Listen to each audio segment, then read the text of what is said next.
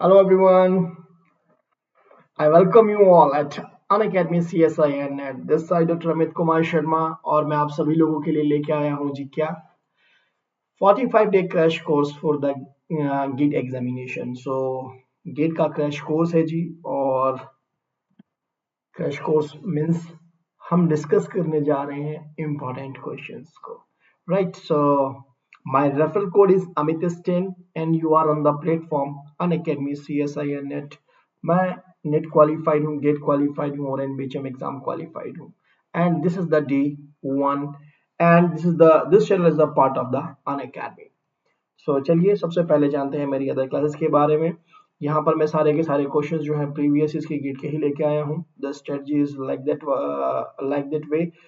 मैं आपके पास जो क्वेश्चंस लेके आऊंगा प्रीवियस ईयर के क्वेश्चंस लेके आऊंगा प्लस जो न्यू पार्ट इंट्रोड्यूस हुआ है कैलकुलस, उस टॉपिक को भी डिस्कस करूंगा प्लस उसके क्वेश्चंस भी।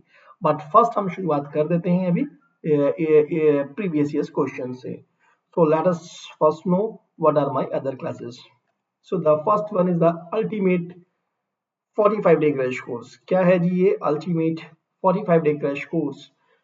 गेट के लिए है, मंडे टू फ्राइडे होगा 11:30 AM पर, नहीं जी 11 AM पर होगा, राइट। और प्लेटफॉर्म होगा अनअकैडमी CSIR नेट, जो कि यूट्यूब पर एक चैनल है जिसकी प्लेलिस्ट में जाने के बाद आप मेरी सारी वीडियोस को एक ही प्लेस पे एक्सेस कर सकते हैं। यानी कि जितनी भी वीडियोस होंगी, जितना भी इस कोर्स को 45 डे क्रैश कोर्स में जो 45 की 45 वीडियोस होंगी वो यहीं पर मिलेंगी आपको अनअकैडमी CSI नेट पे।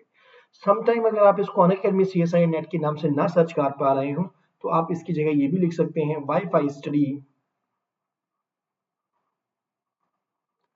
CSIR NET channel.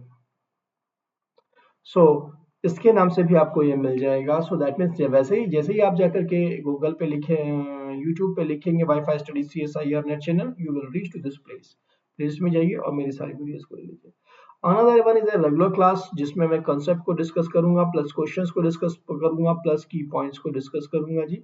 ये तीनों फीचर्स होंगे and then Monday to Friday होगी 5 PM पर क्लास होगी जी ये, और ये कंप्लीटली बेस्ड होगी CSIR नेट के बिल्कुल सिलेबस पे। हाउएवर देखिए ऐसा नहीं है इसमें भी, बट इसमें हम मेनली जो है 11 बजे वाली क्लास पे हम जो है फोकस है हमारा गेट पर, और अदर जो क्लासेस हैं वो हमारी CSIR नेट गेट पर भी फोकस्ड हैं। सो नाउ रेगुलर क्लासेस क्या है, Monday to Friday CSIR NET 5 PM पर। इसका प्लेटफॉर्म भी क्या है, Unacademy CSIR net.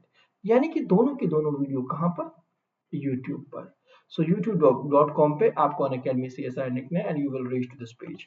Now to know about the other classes, another one is a special class जो कि एवरी डे होती है जी।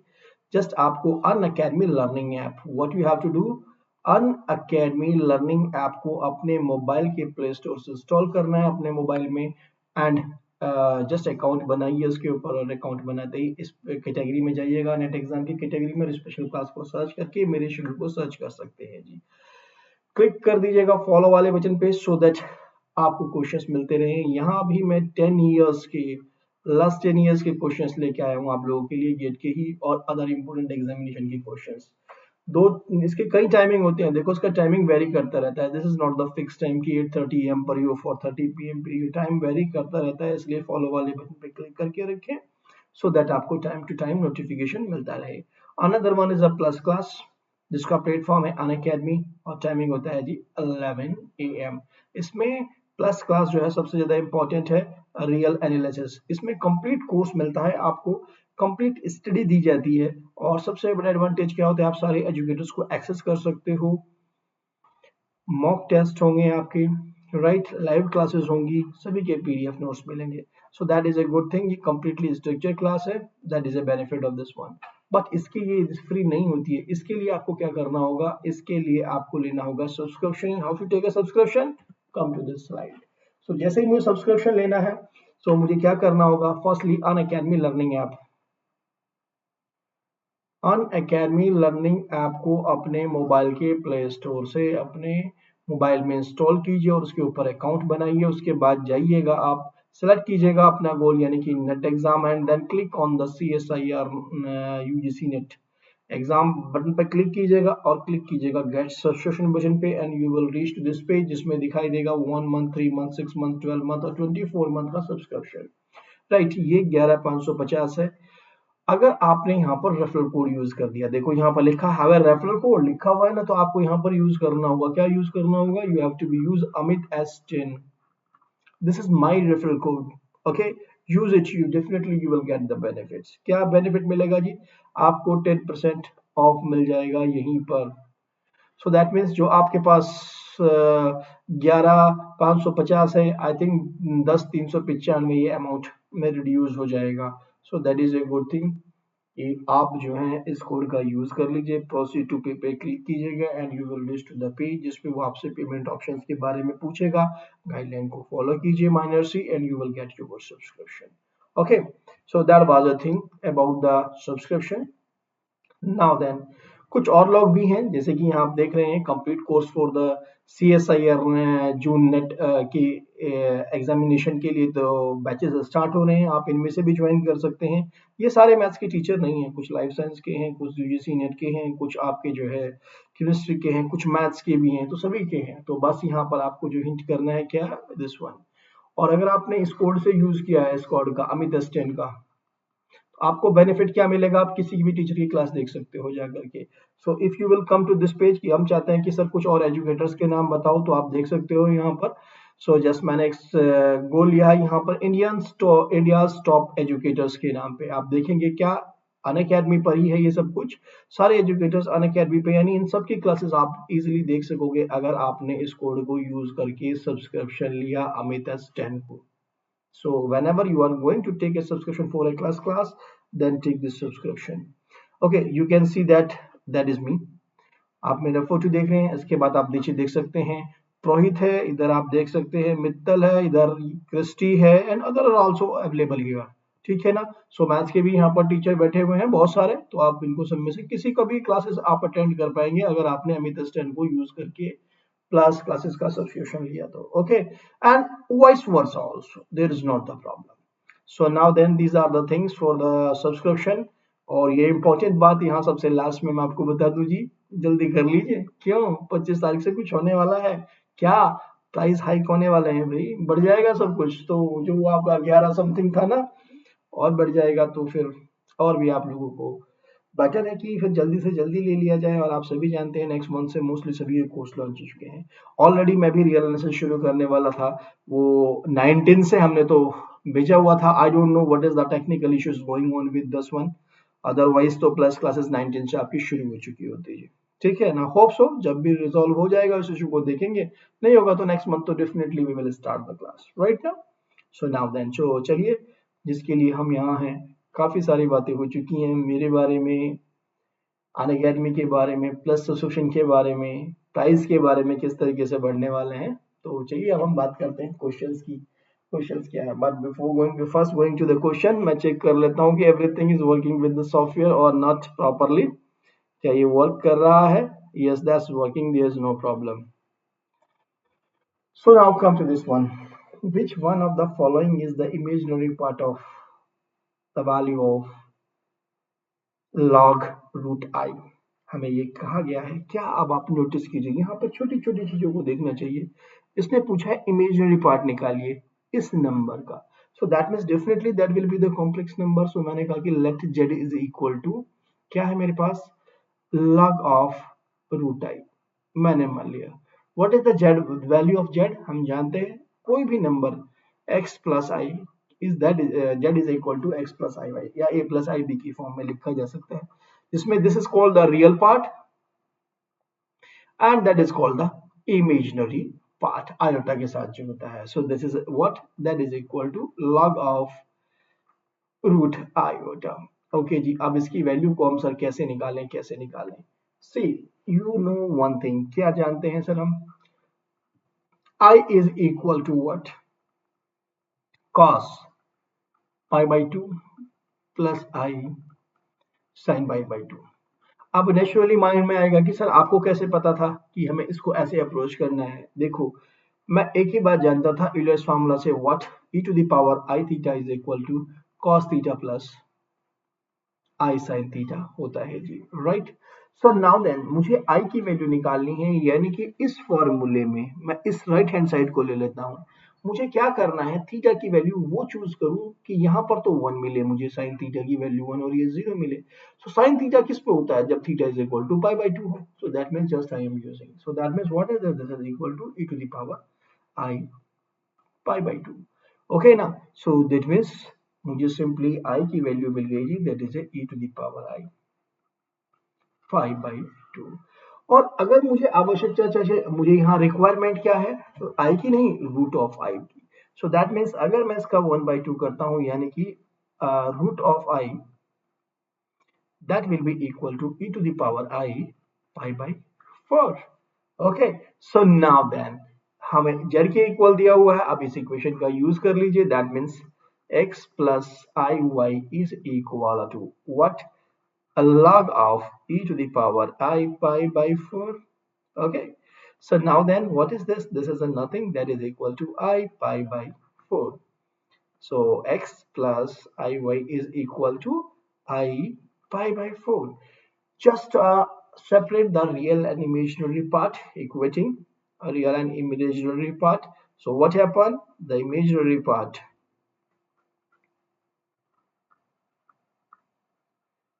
imaginary part y is equal to what, that is equal to pi by 4। क्या है इसके अंदर answer, yes, तो C is the correct option.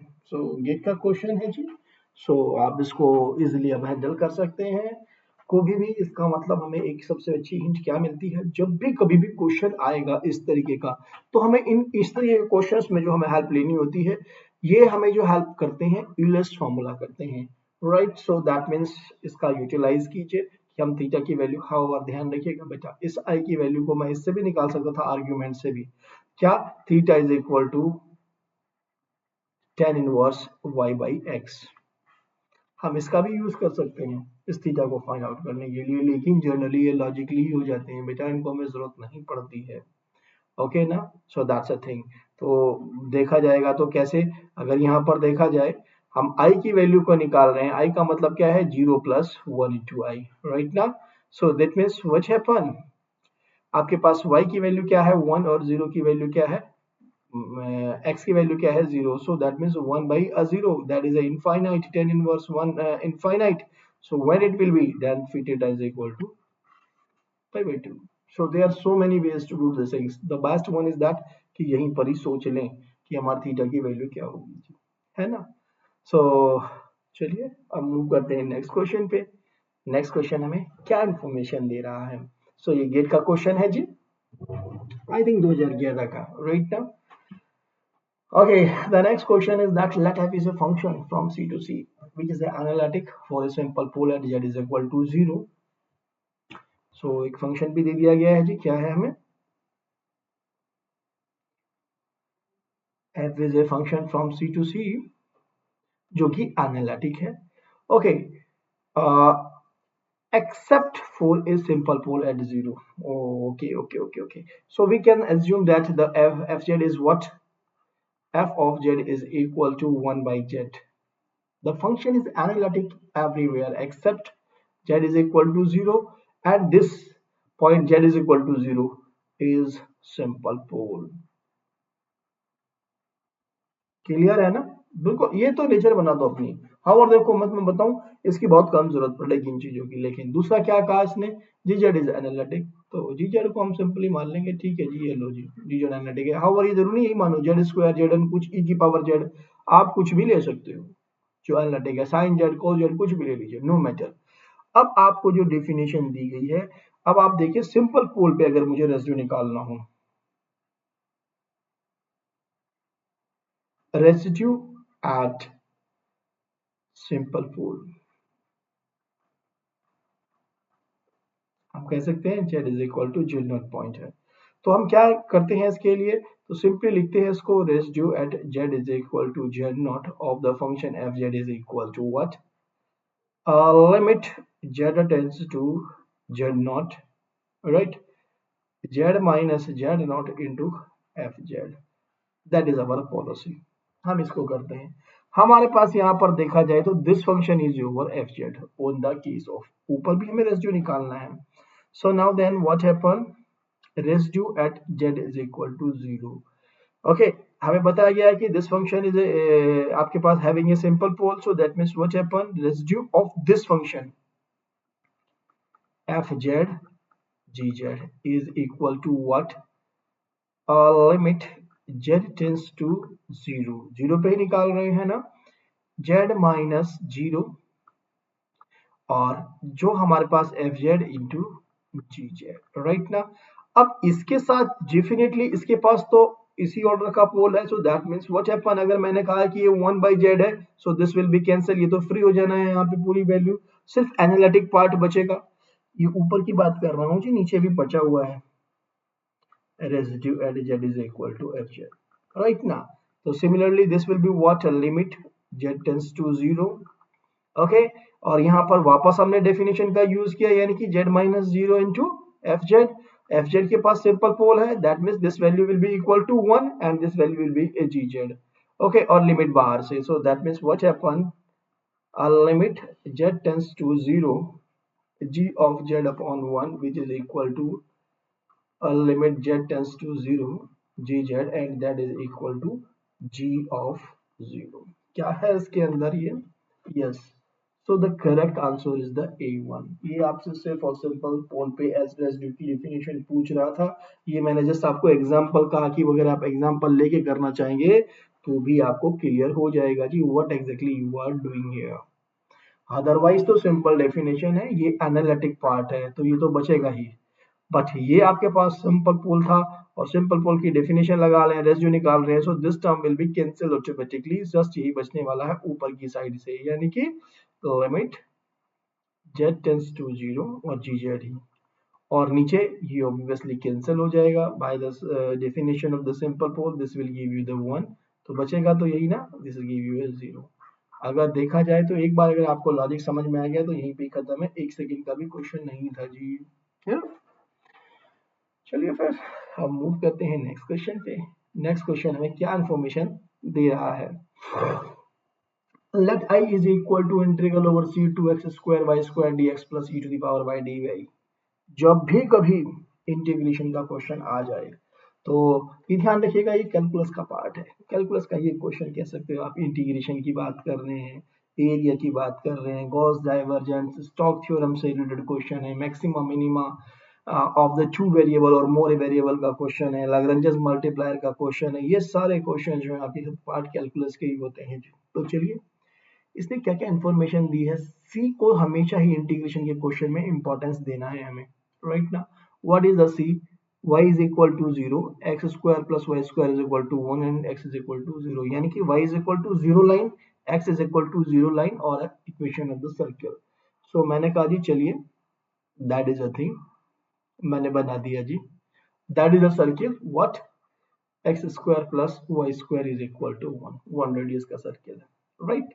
Now then, what is the line x is equal to 0? Obviously, this line is x is equal to 0 and the line is y is equal to 0. This is the x is equal to 0 line, that is the y square is equal to 0 line. तो आपका curve क्या बना जी, ये curve बन गया. चलो थोड़ा सा ब्लैक पेन भी यूज कर लें अब. So that means क्या कहा, ओरिएंटेड एंटी क्लॉकवाइज. सो ये कर्व है आपके पास दिस वन, ठीक है. तो इस कर्व में क्योंकि इसने फर्स्ट क्वाड्रेंट का भी यूज किया है, bounded by this curve and in the first quadrant, तो that means that is the region. इस रीजन की बात कर रहे हैं, इसमें आपको ये निकालना है इसका. तो इसको कैसे किया जाए सर, इसको कैसे टैकल करें, थोड़ा सा और ध्यान दीजिए इसकी फॉर्म पर. क्या फॉर्म दी गई है आपको, जो आई दिया गया है that is a nothing integral over C दे करके 2x square plus y square dx plus e to the power y and dy.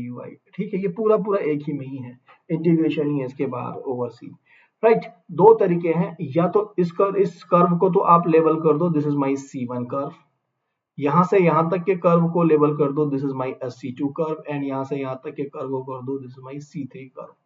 और इस पूरे इंटीग्रेशन को लिख दो I1 plus I2 plus I3 यानी कि ये C1 कर्व पे, ये C2 कर्व पे और ये C3 कर्व पे इंटीग्रेशन निकालो और वैल्यूज निकल जाएंगी आपकी। लेकिन दूसरा, अगर आपने थोड़ा सा भी ग्रीन थ्योरम का आइडिया है तो ये सेकंडों का क्वेश्चन हो जाएगा। कैसे? See that integral line integral over C m dx plus n dy, that is equal to double integration del n by del x minus del m by del y dx and dy। अगर हमें थोड़ा सा भी ध्यान है तो what is this, dx के साथ टर्म क्या, ये this value is m and dy के साथ the value is n। Okay, so now then what happen, इसकी वैल्यू क्या हो गई है हमारे पास according to this del n by del x की value, del n by del x, इसमें तो कोई टर्म नहीं है x का, this means this is equal to a zero. And similarly del m by del y, यानी कि partial differentiation of m with respect to y is what, this value is 0 but 2y। okay, so this is what, 2y।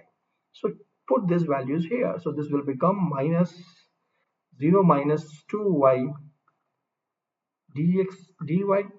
okay, so which is equal to minus 2 is outside, double integration and y dy dx कर लीजिए, dy and dx। चलिए अब हमारा part बचता है limits का। Limits क्या होंगी, you can see the limit of x कहां से कहां तक जा रही है, 0 से लेकर के 1, 0 है ये वैल्यू, यूनिट सर्कल था। So the limit of the will be is equal to minus 2 is outside, 0 से 1, मैंने x की लिमिट लिखी पहले। Now then see the limit of the y, क्या कर्व है हमारे पास, the curve is x square plus y square is equal to 1, so y is equal to 1 minus x square का and root n plus minus, but हमें first quadrant में कहा है, तो इसका मतलब this implies that the limit of y is equal to 0 to root of 1 minus x square तक। तो the limit is what, 0 to root of 1 minus x square।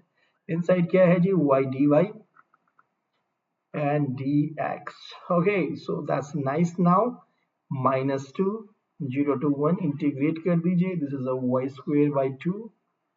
okay, and the limits are 0 to 1 minus x square dx। put this value, so this means minus 2 by 2, मैंने 2 बाहर ही ले लिया, 0 से 1, and this value is simply 1 minus x square and out into dx, right?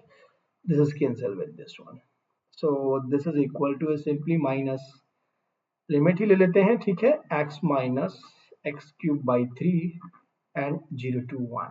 so what is this, this is the minus time is outside, now then 1 minus 1 by 3, so you are getting 3 minus यानी कि 2 by 3, so minus time of 2 by 3, तो area value of this integration is minus 2 by 3। क्या है answer हमारे पास, yes, so B is the correct answer. By mistake आपने इसको clockwise, if you will consider the clockwise, the answer will be the 2 by 3। तो be careful about that कि वो examiner आपसे क्या कह रहा है। अगर नहीं कहता है कुछ भी, कोई भी बात इस बारे में, सो हमें एंटी क्लॉकवाइज ही लेना होता है। Hope it will be clear to all of you. एक तरीका हमने ये बता दिया और दूसरा हमने आपको ये भी बता दिया कि आप यहाँ पर भी देख सकते हैं। C1 कर्व है क्या, अगर मैं आपसे बात करूं, C1 curve is nothing, that is a y is equal to 0 line. So dy की वैल्यू क्या होगी, 0, एवरी प्लेस पे y is equal to 0 put कर देना इस इंटीग्रेशन में, और dy इज इक्वल टू 0, तो definitely you will get this one. After that यहाँ से C2 कर्व को देखिए और C3 कर्व को भी आप ऐसे ही निकालिए, x is equal to 0 and dx is equal to 0। These are the things, ठीक है ना जी। चलिए, ये बातें तो हो गई हमारे इस क्वेश्चन की। अब हम मूव करते हैं नेक्स्ट क्वेश्चन पे। नेक्स्ट क्वेश्चन हमें क्या इंफॉर्मेशन दे रहा है, सीरीज दी गई है और पूछ रहा है आपसे कन्वर्जेंट फ्रॉम द इंटरवल कैसे निकालेंगे। देखो भाई, नियम यानी तरीका, the way is that one कि you take the D'Alembert ratio test लगाएं, रैबी टेस्ट लगाएं, लॉगरिथमेटिक टेस्ट लगाएं, अगर फेल होते रहे तो कोई ना कोई टेस्ट लगा के देखें, आप इस पे करें। बट आप नोटिस करोगे, अगर आपने इस पे, फॉर एग्जांपल मैंने कहा कि डीएलएम्बर्ट रेशियो टेस्ट, सबसे पहले माइंड में वही आता है, वो हम लगा लेते हैं। So that means what is that, my UM is what, UM is equal to X log m, and Definitely um plus 1 is what? That is x log m plus 1. Okay, these are the values. So अगर मैं इसका ratio निकालने के लिए चलता हूँ, that means un upon um plus 1, या इसका अपोजिट भी निकाल लो आप, right? And you will take the limit n tends to infinite. Definitely you will say the value is equal to a 1. So that means a test fail. ये आपके पास condition आ जाएगी। तो sir ये तो और कॉम्प्लिकेटेड हो जाएगा, क्या करें? नहीं, ये ऑड मैन आउट भी है, लेकिन फिर मैं आपको बताता हूँ कैसे सर्च करना चाहिए। आप नोटिस कीजिए अपनी रेंज में, इसने कहा कि x इज ग्रेटर देन 0 है, right? Now then that's fine, सभी वैल्यूज ग्रेटर देन 0 आ रही हैं, सभी इंटरवल्स ऐसे हैं। Okay, now then come to this one. मैंने कहा लेट, फर्स्ट केस में मान रहा हूँ the value of x is equal to 1 upon e। 1 e पे मैं किसी कन्वर्जेंस चेक करना चाहता हूँ। इन दिस केस जो सीरीज मुझे दी हुई है समीशन 1 बाई e रखते ही क्या बन जाएगी? 1 की power log m, right? Definitely the summation is 1 to infinite, ठीक है ना? So this is a nothing, that is a what? Summation 1 by m, and m vary from 1 to infinite। यानी कि जो गिवन सीरीज थी x is equal to 1 by m पे क्या बन गई? Summation 1 by m। So by the p series test, by p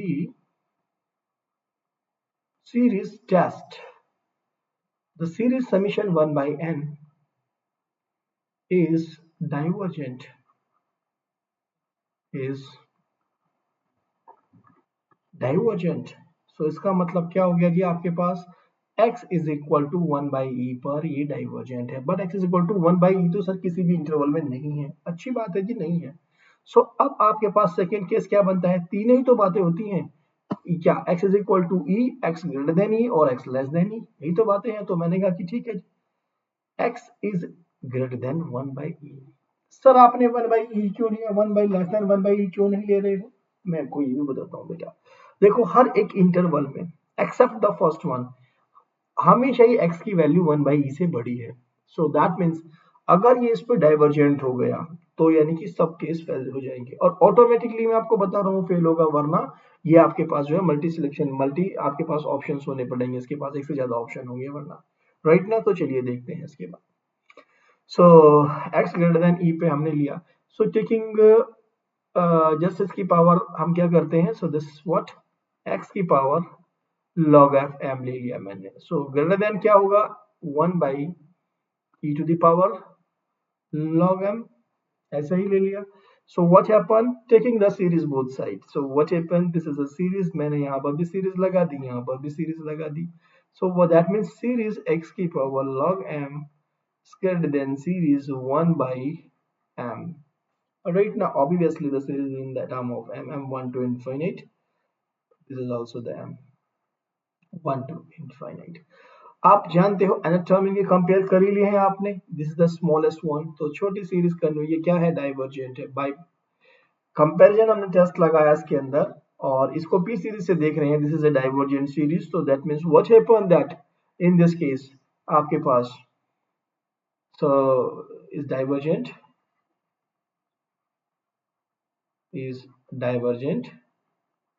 using p series test and comparison test। so इसका implies क्या हो गया जी? आपके पास summation m is equal to 1 to infinite x की power log m is divergent when x greater than 1 by e। so that's a fantastic thing। यहाँ पर भी x ग्रेटर देन ई वैल्यूज पड़ी हुई है, यहाँ पे भी पड़ी हुई है, यानी कि ये भी आंसर नहीं हो सकता, क्योंकि इसने तो हमें कन्वर्जेंट के लिए पूछा हुआ है। तो ऑटोमेटिकली डिस्कार्ड हो गया, the option is this one. So this implies that x must be less than e and greater than और 0। तो थर्ड केस को मुझे कंसीडर करने की जरूरत ही नहीं थी जी यहाँ पर। Hope it will be clear to all of you, ठीक है ना? सो लेंथी प्रोसेस से हमने आपको बचा लिया कि हम सिंपली यहाँ पर अपने ऑप्शंस को देखते हुए वैल्यूज को देख सकते हैं, ठीक है ना? यही रीजन था मेरा x is equal to 1 by e लेकर के देखने का। So come to the next question. What the next question says to us? या पार्शियल डिफरेंशियल इक्वेशन दे दी गई है जी हमें। Okay, x square del 2 by z by x square and this one सो आप नोटिस कीजिएगा, यहाँ मैं कहूंगा इसको कहा इसने हाइपरबोलिक। हमारे पास कंडीशन होती है इसके अंदर, तो S, capital R, capital S and capital T की आवश्यकता होती है। ये होते हैं कोफिशिएंट किसके, coefficient of del two Z by del X del Y. जब एक्स और वाई साथ साथ आए तो कैपिटल एस से डिनोट होता है are.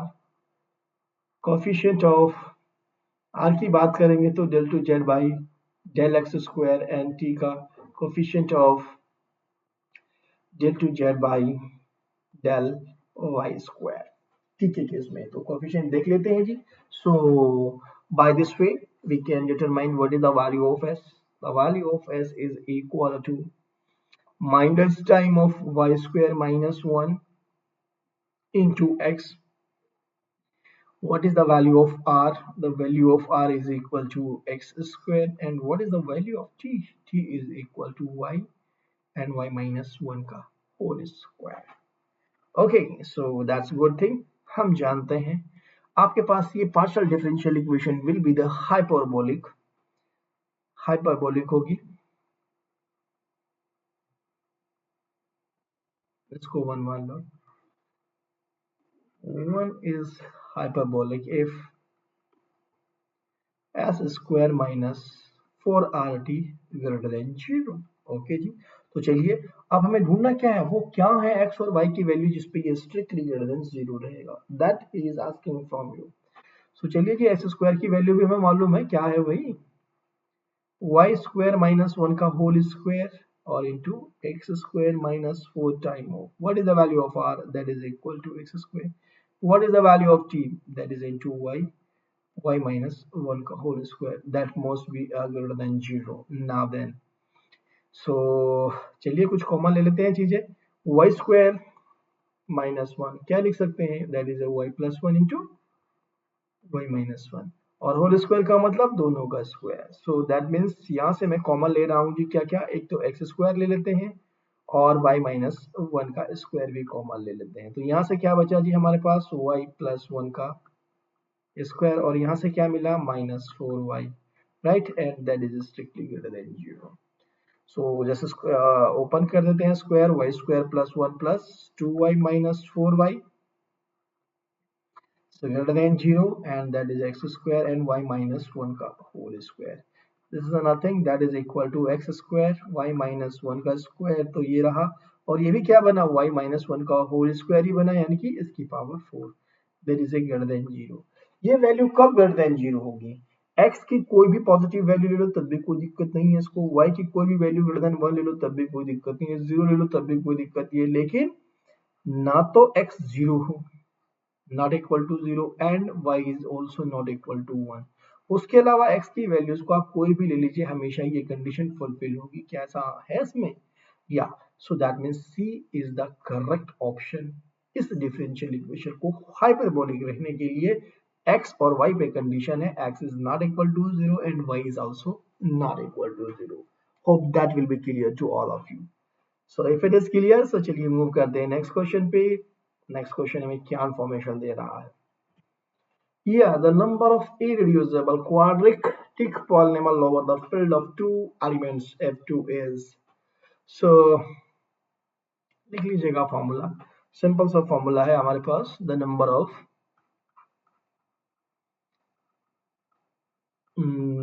the number of irreducible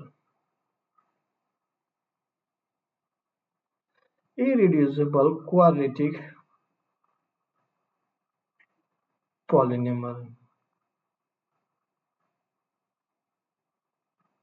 over the field of two element। over the field कहाँ पे दिया गया है, over the field